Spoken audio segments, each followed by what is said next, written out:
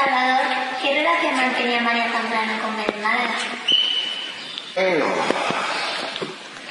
Bueno, en primer lugar, María nació aquí en Vélez. Nació en Vélez, Málaga, y por lo tanto ya tiene una razón de ser, el que Vélez Málaga signifique para ella algo muy importante, ¿no? No obstante, aunque aquí estuvo tan solo 4 años, María nunca se olvidó de Vélez, de tal manera que lo recuerda en muchas ocasiones. Y además recordaba siempre, por ejemplo, las nanas con las que se dormía. Por ejemplo, el canto de la taberna de Chicano, donde cantaba Juan Breva, ¿no? Es decir, que es algo muy importante. O sea, para ella Belén Málaga le traía recuerdos de la infancia y luego añoró siempre sus raíces andaluzas. Su padre era maestro y le gustaba bastante la literatura. ¿Qué influencia pudo ejercer sobre ella? Bueno, la influencia de su padre es enorme a lo largo de toda su vida. Su padre era un maestro erudito, con un compromiso social muy fuerte, demócrata 100%, defensores de los valores del hombre, que se lo inculcó a su hija María, ¿no?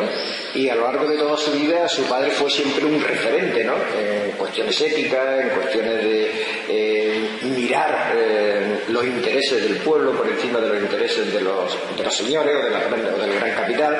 Entonces, diríamos que también era un hombre que escribía, tiene muchos libros publicados, artículos, etcétera, y claro, pues esto hace que María Zambrano beba de alguna manera de esa fuente que es su propio padre. Claro, es importante, su padre es muy importante para ella. ¿Qué permanece de Belén Málaga y su origen andaluz en su obra? Pues en su obra, la verdad es que María trata de exponer un poco lo que es el espíritu andaluz, la luz andaluza, la vitalidad de Andalucía. Tú ten en cuenta que una de las cosas más importantes de la influencia sobre María Zambrano la va a tener también Antonio Machado. Antonio Machado es un andaluz fuerte, digamos, la luminosidad, la alegría, la forma de ser del andaluz es algo que va a quedar en María Zambrano grabada con gran fuerza. Salvador, a la hora del estudio María tuvo problemas debido a su condición de mujer. ¿Cómo crees que repercutió en ella?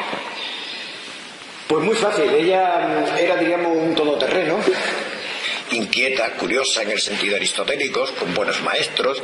Iniciaría su etapa universitaria como una rara avis, una chica mona, que diría Ortega y Gasset, y que a ella le sonaría a insulto en la Facultad de Filosofía y Letras de Madrid. Atraía la atención de sus profesores, ya sea Ortega, García Morente o Zubiri, que seguro pensarían que se aburriría cuando encontrara pareja y continuaría por los derroteros marcados a las mujeres de la primera mitad del siglo XX. Encontrar un marido, situarse y criar hijos. Pero a María le gustaba pensar por sí misma. Devora a San Juan de la Cruz, a Spinoza, Nietzsche, Scheler. Sigue inicialmente los planteamientos raciovitalistas de Ortega, por el que siente inicialmente un profundo respeto, que irá abandonando paulatinamente. Se mete en las entrañas del filósofo poeta, aunque aparentemente ataque a los mismos.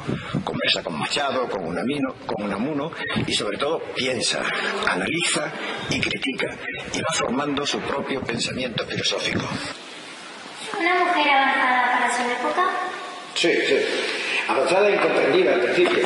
Por ejemplo, cuando Ortega se da cuenta de que estaba escribiendo y que se estaba desviando de su tutela, pues a Ortega no le gustaba, ¿no? Porque estaba viendo que aquellos pensamientos de María eran auténticos y fuertes, ¿no? Por ejemplo, la columna que escribía ella en La Hora de España, pues, sobre la mujer, ¿no? Que, en fin, que luego ya lo hemos publicado ahora hace poco. Desde el año 1928, hoy la podría firmar cualquier feminista, reivindicando la igualdad de derechos entre la mujer y el hombre, ¿no? Y además diciendo que no hay que hablar de igualdad de género, sino que lo que hay que hablar es simplemente de personas. El exilio marcó a María, pero concretamente, ¿de qué forma?